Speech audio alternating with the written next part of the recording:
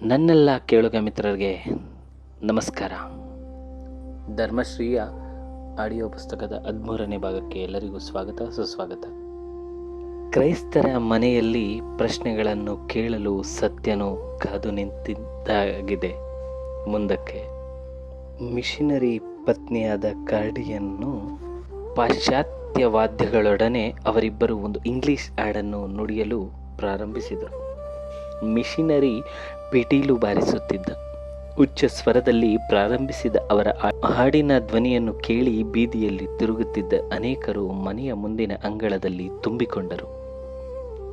ವಾದ್ಯಗಳ ಧ್ವನಿಯು ನೆರೆದಿದ್ದ ಜನರಲ್ಲಿ ಒಂದು ವಿಧವಾದ ಭಾವಾವೇಶ ಹುಟ್ಟಿಸಿತ್ತು. ಹಾಡುವುದು ಮುಗಿದ ಮೇಲೆ ಡ್ರೈವರ್ ಆವೇಶಪೂರ್ಣವಾಗಿ ನಡುವೆ ಕಣ್ಣುಗಳನ್ನು ಅರ್ಧ ಮುಚ್ಚಿಕೊಂಡು ಒಂದು ಪುಟ್ಟ ಭಾಷಣ ಮಾಡಿದ. ನಾನು ಹುಟ್ಟಿನಿಂದ ಕ್ರೈಸ್ತನಲ್ಲ. ಹಿಂದೂ ತಂದೆ ತಾಯಿಗಳಿಗೆ ನಾನು ಈ ಭೂಲೋಕದಲ್ಲಿ ಜನಿಸಿದೆ. 8ನೆಯ ವರ್ಷಕ್ಕೆ ನನಗೆ ಕುಷ್ಠರೋಗವು ಪ್ರಾರಂಭವಾಗಿದ್ದರೂ ಶ್ರೀಮಂತರಾದ ಅವರು ಇಡೀ ಇಂಡಿಯಾದ ಧನ್ವಂತರಿಗಳನ್ನೆಲ್ಲರೂ ನನಗೆ ತೋರಿಸಿದರು. ಆದರೆ ಕಾಯಿಲೆಯು ವಾಸಿಯಾಯಿತೆ? ಇಲ್ಲ, ಖಂಡಿತ ಇಲ್ಲ. ಹೀಗೆಯೇ 10 ವರ್ಷ ಹೋಯಿತು. ಆಗ ಸುದೈವ ವೋಲೋ ಎಂಬಂತೆ ಒಬ್ಬ ಕ್ರೈಸ್ತ ಮಹಾತ್ಮರು ನನ್ನ ಊರಿಗೆ ಬಂದರು. ಅವರು ಔಷಧವನ್ನೇ ಕೊಡದೆ ಕಾಯಿಲೆಯನ್ನು ವಾಸಿ ಮಾಡುತ್ತೇನೆಂದು ನುಡಿದರು. ಏಕಮಾತ್ರ ಮಗನ ಕಾಯಿಲೆ ಗುಣವಾದರೆ ತಮ್ಮ ಇಡೀ ಸಕಲ ಐಶ್ವರ್ಯವನ್ನೇ ಕೊಡುವುದಾಗಿ ನಮ್ಮ ಮಾತಾಪಿತರು ಅಂದರು. ಆದರೆ ಮಹಾತ್ಮರಾದ ಕ್ರೈಸ್ತ ಮಹಾತ್ಮರು ಐಶ್ವರ್ಯಕ್ಕೆ ಆಸೆ ಪಡುವರೇ? ಇಲ್ಲ, ಖಂಡಿತ ಇಲ್ಲ. ಯಾವ ಔಷಧವನ್ನು ಕೊಡದೆ ಪವಿತ್ರ ನೀರನ್ನು ಸವರಿಯೇ 3 ದಿನಗಳಲ್ಲಿ ನನ್ನ ಕಾಯಿಲೆಯನ್ನು ಅವರು ಹೋಗಿಸಿಬಿಟ್ಟರು. ಹಿಂದಿನ ಸಾಲಿನಲ್ಲಿ ಕುಳಿತಿದ್ದ ವೃದ್ಧ ಹೆಂಗಸರು ಆಶ್ಚರ್ಯಚಕಿತ ಕಣ್ಣುಗಳಿಂದ ಅವನನ್ನು ನೋಡುತ್ತಾ ಕುಳಿತಿದ್ದರು. ಅವನು 2 ಕೈಗಳನ್ನು ಮೇಲೆ ಎತ್ತಿ ಮಾತನ್ನು ಮುಂದುವರಿಸಿದ. ಆಗ ನನಗೆ 18 ವರ್ಷ. ಸತ್ಯವು ಎಲ್ಲಿದೆ ಎಂಬುದು ನನಗೆ ತಿಳಿಯಿತು. ಸತ್ಯದ ಧರ್ಮವನ್ನು ಸ್ವೀಕರಿಸಬೇಕೆಂದು ನಾನು ತೀರ್ಮಾನಿಸಿದೆ. ನನ್ನ ಮಾತಾಪಿತರುಗಳಿಗೂ ಸತ್ಯದ ದರ್ಶನವಾಯಿತು. ನಾವೆಲ್ಲರೂ ಕ್ರೈಸ್ತರಾದೆವು. ಪಾಪಿಗಳಾದ ನಾವು ಈ ಜೀವನದಲ್ಲಿ ಪಡೆಯುವುದೇನು? ಅದಕ್ಕೆ ನಾನು ಪವಿತ್ರವಾದ ಜೆರೂಸಲೇಮ್, ಬೆತ್ಲೆಹೇಮ್ ಮೊದಲಾದ ಊರುಗಳಿಗೆಲ್ಲ ಯಾತ್ರೆಗೆ ಹೋದೆ. ಬೆತ್ಲೆಹೇಮ್ ಸತ್ಯನಗರದಲ್ಲಿ ಈಗ ಇಲ್ಲಿ ನಿಮ್ಮೆಲ್ಲರಿಗೂ ಎದುರಿಗೆ ಕೂತಿರುವ ಮಹಾತ್ಮರಾದ ಅಂಡರ್ಸನ್ ದಂಪತಿಗಳ ಪರಿಚಯವು ನನ್ನ ಭಾಗ್ಯೋದಯದಿಂದ ಆಯಿತು. ಈ ಮಹಾತ್ಮರನ್ನು ನಮ್ಮ ದೇಶಕ್ಕೆ ಬೇಡಿ ಕೊಡಬೇಕೆಂದು ದೇಶ ಪ್ರೇಮದಿಂದ ಪ್ರೇರಿತನಾದ ನಾನು ಪ್ರಾರ್ಥಿಸಿಕೊಂಡೆ. ಅವರು ಇಲ್ಲಿಗೆ ಬಂದಿರುವುದು 3ನೆಯ ದಿನ.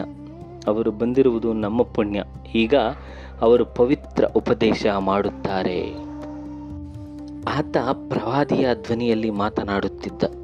ಅವನು ಮಾತನಾಡುವುದನ್ನು ನಿಲ್ಲಿಸಿದ ತಕ್ಷಣ ಮಿಷನರಿಯು ಎದ್ದು ನಿಂತ.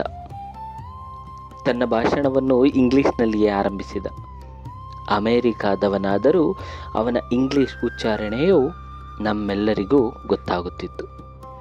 ಕಾರಿನ ಡ್ರೈವರ್ ಮಧ್ಯದಲ್ಲಿ ಹೇಳಿದ, ಈ ಮಹಾತ್ಮರ ಭಾಷಣ ಇಂಗ್ಲಿಷ್ನಲ್ಲಿದೆ. ದುರದೃಷ್ಟಕರವಾದ ನಮ್ಮ ಈ ದೇಶದಲ್ಲಿ ಮಹಿಳೆಯರಿಗೆ ವಿದ್ಯಾಭ್ಯಾಸವಿಲ್ಲದೆ ಅವರು ತುಂಬ ಹಿಂದುಳಿದಿದ್ದಾರೆ. ಅವರನ್ನು ಮುಂದಕ್ಕೆ ತರುವುದು ನಮ್ಮೆಲ್ಲರ ಪವಿತ್ರ ಕೆಲಸ. ಅವರು ಸಹ ಮಹಾತ್ಮರ ಪವಿತ್ರ ಭಾಷಣವನ್ನು ತಿಳಿದುಕೊಳ್ಳಲೆಂದು ನಾನು ಅದನ್ನು ಕನ್ನಡದಲ್ಲಿ ಹೇಳುತ್ತೇನೆ. ಅತ್ಯಂತ ಆವೇಶಪೂರಿತವಾದ ಧ್ವನಿ, ಅಭಿನಯ ಮತ್ತು ಭಾಷಣ ಕೌಶಲಗಳಿಂದ ಸುಮಾರು ಅರ್ಧ ಗಂಟೆಗಳ ಕಾಲ ಮಿಷನರಿಯ ಉಪದೇಶ ಸಾಗಿತ್ತು. 4 ವಾಕ್ಯಗಳಿಗೊಮ್ಮೆ ಅವನು ನಿಲ್ಲಿಸುತ್ತಿದ್ದ. ಡ್ರೈವರ್ ಅದನ್ನು ಕನ್ನಡಿಸುತ್ತಿದ್ದ. ಆಗ ನಮಗೆ ತಿಳಿಯಿತು, ಡ್ರೈವರನಿಗೆ ಸರಿಯಾಗಿ ಇಂಗ್ಲಿಷ್ ಬರುವುದಿಲ್ಲ ಎಂದು. ಮಿಷನರಿಯು ಭಾಷಣದ ನಡುವೆ ಹಿಂದೂ ದೇವರನ್ನು, ಹಿಂದೂ ಧರ್ಮವನ್ನು ಪರ್ಯಾಯವಾಗಿ ಸೂಚ್ಯವಾಗಿ ಟೀಕಿಸುತ್ತಿದ್ದ.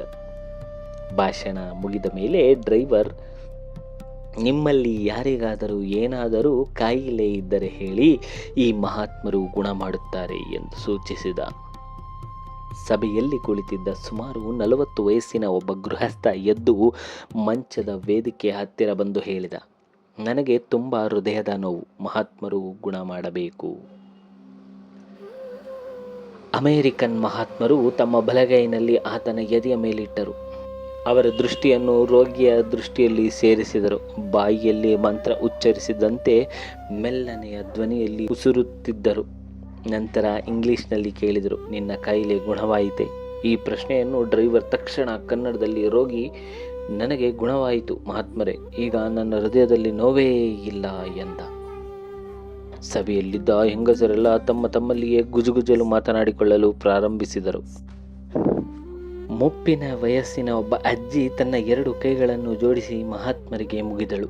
ಡ್ರೈವರ್ ಹೇಳಿದ, ಈಗ ನಿಮಗೆ ಗೊತ್ತಾಯಿತೆ ಸತ್ಯವು ಯಾವುದು ಎಂದು. ಸತ್ಯವುಳ್ಳ ಧರ್ಮಕ್ಕೆ ಯಾರಾದರೂ ಸೇರಬಹುದು.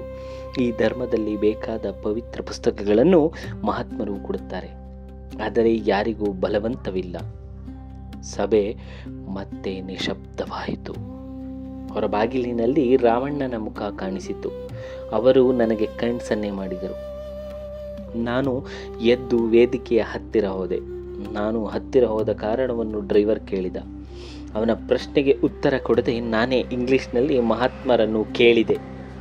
ನನಗೆ ತಾಳಲಾರದಂತಹ ಹೊಟ್ಟೆ ನೋವು, ದಯವಿಟ್ಟು ಗುಣಪಡಿಸಬೇಕು. ಮಹಾತ್ಮರು ನನ್ನ ಶರ್ಟನ್ನು ಮೇಲೆ ಎತ್ತು ಎಂದರು. ನಾನು ಹಾಗೆಯೇ ಮಾಡಿದೆ. ನನ್ನ ಹೊಟ್ಟೆಯ ಮೇಲೆ ಅವರ ಬಲಗೈಯನ್ನಿಟ್ಟು ಅವರ ಕಣ್ಣುಗಳನ್ನು ನೋಡುವಂತೆ ಹೇಳಿದರು. ನಾನು ಅವರ ಕಣ್ಣುಗಳನ್ನು ನೋಡುತ್ತಿದ್ದೆ. ಹಿಪ್ನೋಟಿಕ್ ಸಜೆಷನ್ ಕೊಡುವಂತಿತ್ತು ಅವರ ದೃಷ್ಟಿ. 2 ನಿಮಿಷಗಳ ನಂತರ ಅವರು ಕೇಳಿದರು, ಈಗ ನಿನ್ನ ನೋವು ಗುಣವಾಗಿದೆ ಅಲ್ಲವೇ? ನಾನು ಇಲ್ಲ ಎಂದೆ. ಮತ್ತೆ 2 ನಿಮಿಷ ಮೊದಲಿನಂತೆಯೇ ಮಾಡಿ, ಈಗ ಗುಣವಾಗಿರಲೇಬೇಕು, ಗುಣವಾಗಿದೆ ಅಲ್ಲವೇ ಎಂದರು. ಇಲ್ಲ ಎಂದು ಮತ್ತೆ ನಾ ಹೇಳಿದೆ. ಮತ್ತೆ 2 ನಿಮಿಷಗಳು ಅವರು ನನ್ನ ದೃಷ್ಟಿಯನ್ನೇ ಇಕ್ಕದೆ ದಿಟ್ಟಿಕ್ಕಿಸುತ್ತಿದ್ದರು. ನಂತರ ಗೆಲುವನ್ನು ಕಡಿತವೆನಿಸಿಕೊಂಡ ವಕೀಲನ ಧ್ವನಿಯಲ್ಲಿ ಗಟ್ಟಿಯಾಗಿ ನುಡಿದರು, ಈಗ ಅದು ಕೊಂಚ ಕಡಿಮೆಯಾಗಿದೆ ಅಲ್ಲವೇ? 100ಕ್ಕೆ 30 ಭಾಗ, 20 ಭಾಗ, ಕೊನೆಯ ಪಕ್ಷ 10 ಭಾಗವಂತೂ ವಾಸಿಯಾಗಿದೆ. ಏನೆನ್ನುವೆ? ನನಗೆ ಹೊಟ್ಟೆ ನೋವೇ ಇರಲೇ ಇಲ್ಲ. ನನ್ನ ಸಂಗಡ ಸುಳ್ಳು ಏಕೆ ಹೇಳಿದೆ? ಮಹತ್ವರ ಧ್ವನಿ ಕೆರಳಿತು. ಮಹಾತ್ಮರಾದ ನಿಮಗೆ ಇವನಿಗೆ ನಿಜವಾಗಿಯೂ ಹೊಟ್ಟೆ ನೋವು ಇದೆಯೋ ಇಲ್ಲವೋ ಎಂಬುದನ್ನು ತಿಳಿದುಕೊಳ್ಳುವ ಶಕ್ತಿ ಇರಬಾರದೆ? ಮಹಾತ್ಮರು ಬೆಚ್ಚಾದರು. ಅವರ ಕೆಂಪು ಮುಖವು ಅಕ್ಕಿಯ ಹಿಟ್ಟಿನ ಬಣ್ಣಕ್ಕೆ ತಿರುಗುತ್ತಿತ್ತು. ಆದರೂ ತೊರಗಡದೆ ತಕ್ಷಣ ತಮ್ಮನ್ನು ತಾವು ಸುಧಾರಿಸಿಕೊಂಡರು. ನಿಮ್ಮದು ಯಾವ ದೇಶ ಎಂದು ನಾನು ಕೇಳಿದೆ. ಅಫ್ಕೋರ್ಸ್ ದಿ ಸ್ಟೇಟ್ಸ್ ಎಂದರು. ಅಮೆರಿಕಾದಲ್ಲಿ ಎಲ್ಲರೂ ಕ್ರೈಸ್ತರೋ? ಕೆಲವು ಜನಗಳನ್ನು ಬಿಟ್ಟು ಎಲ್ಲರೂ ಕ್ರೈಸ್ತರು ಎಂದರು. ನಿಮ್ಮ ಅರ್ಥದಲ್ಲಿ ಅಲ್ಲ ನಾನು ಕೇಳಿದ್ದದ್ದು. ಯೇಸು ಕ್ರಿಸ್ತ ಹೇಳಿದ ಅರ್ಥದಲ್ಲಿ, ಅಹಿಂಸೆಯ ತತ್ವವನ್ನು ಅನುಸರಿಸುವ ಅರ್ಥದಲ್ಲಿ ಅಮೆರಿಕಾದವರು ಕ್ರೈಸ್ತರೋ? ಇದು ಅಸಂಬದ್ಧ ಪ್ರಶ್ನೆ ಎಂದು ಮಿಷನರಿ ಬಡಬಡಿಸಿದ. ಅಸಂಬದ್ಧವಾದುದನ್ನೆಲ್ಲ ನನಗೂ ಆವೇಶ ಬಂದಂತಾಗಿ ಏರಿದ ಧ್ವನಿಯಲ್ಲಿ ಹೇಳಿದೆ. ಮೊದಲು ನಿಮ್ಮ ದೇಶೀಯರನ್ನು ನಿಜವಾದ ಕ್ರೈಸ್ತರನ್ನಾಗಿ ಮಾಡಿ. ನಗರಗಳ ಮೇಲೆ, ತಾಯಿಯರ ಮೇಲೆ, ಮಕ್ಕಳ ಮೇಲೆ ಆಟಂ ಬಾಂಬುಗಳನ್ನು ಎಸೆಯುವ ನಿಮ್ಮ ದೇಶದವರಿಗೆ ಕ್ರೈಸ್ತ ಧರ್ಮವನ್ನು ಮೊದಲು ಬೋಧಿಸಿ. ವರ್ಣದ್ವೇಷದಿಂದ ಕರಿಯ ಜನರನ್ನು ಅಮಾನುಷವಾಗಿ ಕಾಣುತ್ತಿರುವ ಡಾಕ್ಟರ್ ಮಲಾನನಿಗೆ ಕ್ರೈಸ್ತ ಧರ್ಮ ಹೇಳಿ. ಹಿಂದುತ್ವದ ವಿಷಯವಾಗಿ, ಹಿಂದೂ ದೇವರ ವಿಷಯವಾಗಿ ನಿಮಗೆ ಗೊತ್ತಿರುವುದಾದರೂ ಏನು? ಅದನ್ನು ಅರ್ಥ ಮಾಡಿಕೊಳ್ಳಲು ನೀವು ಪ್ರಯತ್ನಿಸುವಿರಾ? ಆ ಬಗ್ಗೆ ಏನಾದರೂ ಓದಿದ್ದೀರಾ? ಆ ವಿಷಯವಾಗಿ ಅದಷ್ಟು ಸೂಚ್ಯವಾದ ಟೀಕೆ ಮಾಡುವಿರಿ? ನಿಮ್ಮ ಹಿಪ್ನೋಟಿಸಮ್ ನನಗೆ ತಿಳಿಯುವುದೇನಲ್ಲ. ಈ ಟ್ರಿಕ್ಸು ನಮ್ಮಲ್ಲಿ ನಡೆಯುವುದಿಲ್ಲ. ನೀವು ಅಮೆರಿಕಾಗೆ ಹಿಂತಿರುಗಿ ಎಂದು ಒಂದೇ ಸಮನೆ ಬಡಬಡಿಸಿದೆ. ಮಿಷನರಿ ಮಾತನಾಡಲಿಲ್ಲ. ಡ್ರೈವರ್ ಕಡೆಗೆ ತಿರುಗಿ ನಾನು ಹೇಳಿದೆ, ನಾನು ಈಗ ಹೇಳಿದ್ದೆಲ್ಲ ಸರಿಯಾಗಿ ಕನ್ನಡಕ್ಕೆ ಭಾಷಾಂತರಿಸಿ ಸಭೆಯ ಎಲ್ಲ ಜನರಿಗೂ ಹೇಳಿ. ಡ್ರೈವರ್ ಮಾತನಾಡಲಿಲ್ಲ. ಮಿಷನರಿಯ ಪತ್ನಿ ನನ್ನ ಹತ್ತಿರ ಬಂದು ಮೃದುವಾಗಿ ನನ್ನ ಭುಜದ ಮೇಲೆ ಕೈಯಿಟ್ಟು ಸುಂದರವಾದ ಮೆಲುಧ್ವನಿಯಲ್ಲಿ ಹೇಳಿದಳು, ವಾದ ಮಾಡಲು ಇದು ಸಮಯವಲ್ಲ. ನಿನ್ನ ಮನಸ್ಸಿನಲ್ಲಿ ಯಾವ ಪ್ರಶ್ನೆ ಇದ್ದರೂ ನಾವು ಉಳಿದುಕೊಂಡಿರುವಲ್ಲಿಗೆ ಬನ್ನಿ, ನಿಧಾನವಾಗಿ ಮಾತನಾಡೋಣ. ನಾವು ಯಾವಾಗಲೂ ನಿಮ್ಮ ಸ್ವಾಗತಕ್ಕಾಗಿ ಸಿದ್ಧ. ಈಗ ನಿಮ್ಮ ಜಾಗಕ್ಕೆ ಹಿಂತಿರುಗಿ ಪ್ರಾರ್ಥನೆ ಮಾಡಲು ವೇಳೆಯಾಯಿತು ಎಂದಳು. ಆಕೆಯ ಮಾತಿಗೆ ಗಮನ ಕೊಡದೆ ನಾನು ಕನ್ನಡದಲ್ಲಿ ಕೂಗಿ ಹೇಳಿದೆ, ನನ್ನ ಪ್ರಶ್ನೆಗೆ ಉತ್ತರ ಕೊಡುವ ತನಕ ನಾನು ಇಲ್ಲಿಂದ ಕದಲುವುದಿಲ್ಲ ಎಂದು. ಡ್ರೈವರ್ ಕೆರಳಿದ ಪ್ರವಾದಿಯಂತೆ ಕೂಗಿದ.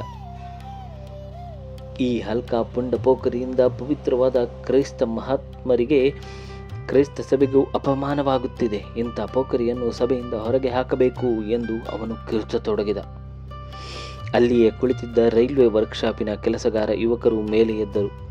7-8 ಜನರು ಸೇರಿ ನನ್ನನ್ನು ಬಲವಂತವಾಗಿ ಹಿಡಿದುಕೊಂಡು ಆ ಕ್ಷಣದಲ್ಲಿ ಭಯವಾಯಿತಾದರೂ ನಮ್ಮವರು ಅಲ್ಲಿಯೇ ಇರುವರೆಂಬ ನೆನಪು ಬಂದು ನಾನು ಧೈರ್ಯಗೊಂಡೆ.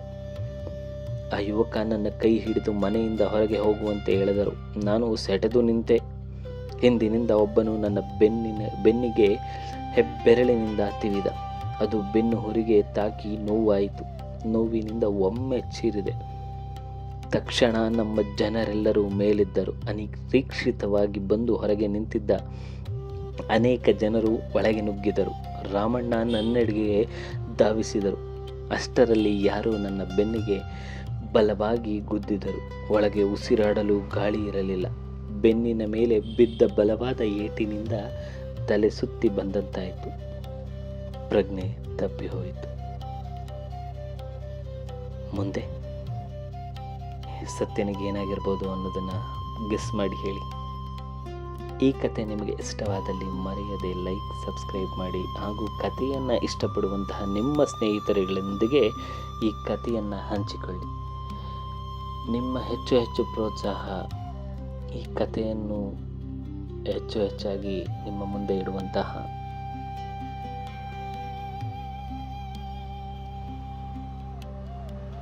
ನೀವು ಹೆಚ್ಚು ಪ್ರೋತ್ಸಾಹಿಸಿದರೆ ಈ ಕಥೆಯನ್ನು ಮತ್ತು ಇತರ ಕಥೆಗಳನ್ನು ನಿಮ್ಮ ಮುಂದೆ ತರುವಂತಹ ಈ ನನ್ನ ಆಸೆಗೆ ಒಂದು ದೊಡ್ಡ ಶಕ್ತಿಯಾಗುತ್ತದೆ.